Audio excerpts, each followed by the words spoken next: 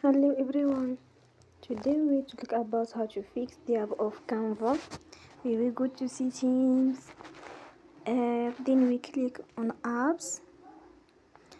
After that we search the app Canva and we click. They will on for stop. After that we go to storage. Then we click on clear cache.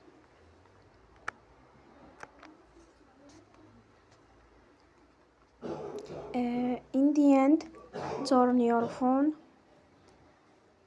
and you will recharge your phone again. Don't forget to support us by like and subscribe.